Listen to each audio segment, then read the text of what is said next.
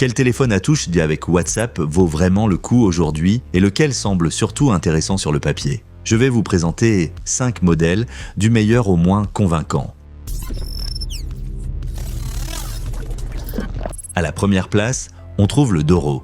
Il combine un véritable clavier numérique avec un grand écran tactile et une base Android moderne. Résultat, il ressemble moins à un téléphone classique pour seniors et davantage à un smartphone simplifié avec de vraies touches. Au quotidien, c'est clairement son principal atout. WhatsApp peut être installé via Google Play et ses 4 gigaoctets de mémoire vive ainsi que ses 64 gigaoctets de stockage offrent de beaucoup plus de marge que la plupart de ses concurrents. On trouve aussi le NFC, le Wi-Fi, le GPS, la recharge sans fil et le bouton Doro Secure. Mais surtout, la prise en charge logicielle annoncée jusqu'en 2031 fait une vraie différence. Il faut tout de même savoir à quoi s'attendre.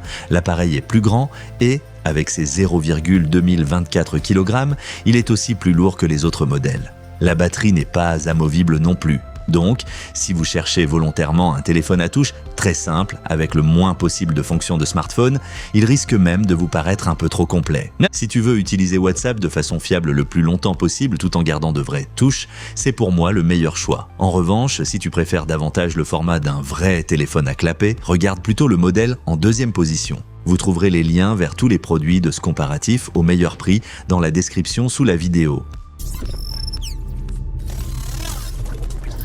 À la deuxième place, voici le TT990. Ici, ça se voit tout de suite. On est beaucoup plus proche d'un vrai téléphone à clapet que sur le Doro, tout en profitant d'un matériel Android moderne. J'apprécie particulièrement la combinaison de 4 gigaoctets de mémoire vive, 64 gigaoctets de stockage, d'un grand écran tactile et d'une batterie amovible.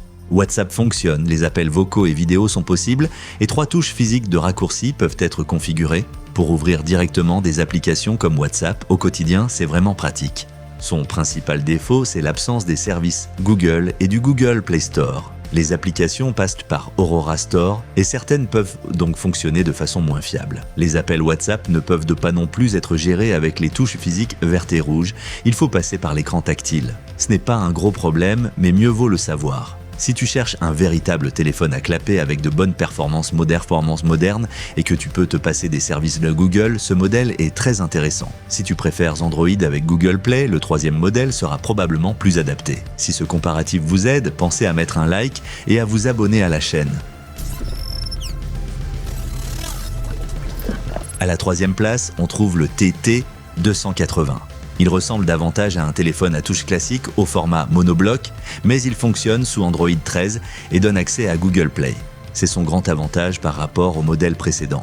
WhatsApp peut être installé normalement et les messages ainsi que les appels vocaux et vidéos sont pris en charge. Il propose aussi la double SIM, le Wi-Fi, l'USB-C et un stockage extensible. Si tu veux profiter au minimum des fonctions d'un smartphone tout en gardant des applications modernes, c'est un compromis intéressant. Mais le matériel est clairement plus modeste. Avec 2 gigaoctets de mémoire vive et 16 gigaoctets de stockage, on reste assez limité et le très petit écran tactile n'est pas particulièrement confortable pour les applications Android modernes.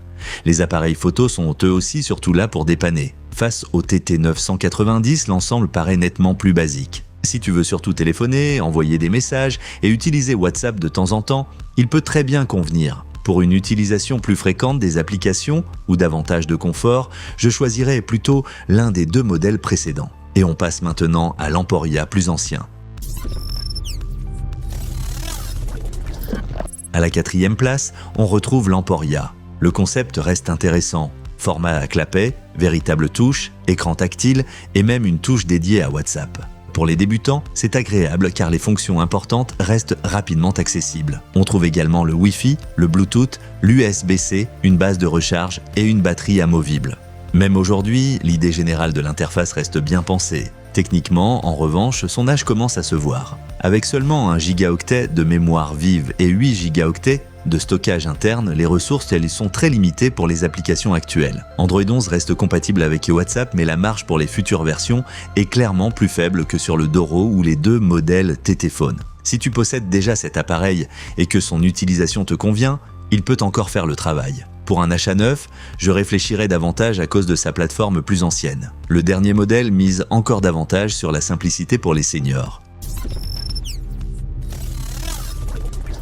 À la 5e place, on trouve le Funker, c'est un téléphone à clapet compact destiné aux utilisateurs plus âgés avec WhatsApp et les appels vidéo directement intégrés selon le fabricant. Ses points forts concernent moins les performances que les fonctions pratiques du quotidien. Il propose le Wi-Fi, le Bluetooth, le GPS, un bouton SOS avec envoi de la position, une compatibilité avec les appareils auditifs, une amplification audio et une base de recharge.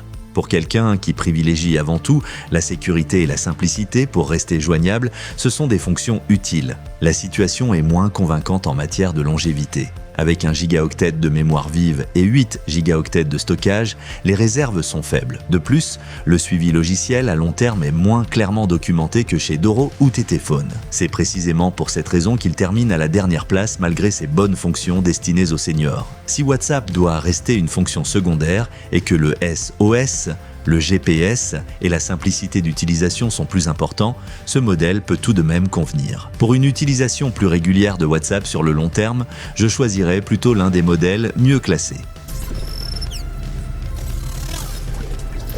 Retrouvez les meilleurs produits via les liens dans la description sous la vidéo pour comparer les prix et les disponibilités. Et si ce type de comparatif vous est utile, pensez à mettre un like et à vous abonner à la chaîne.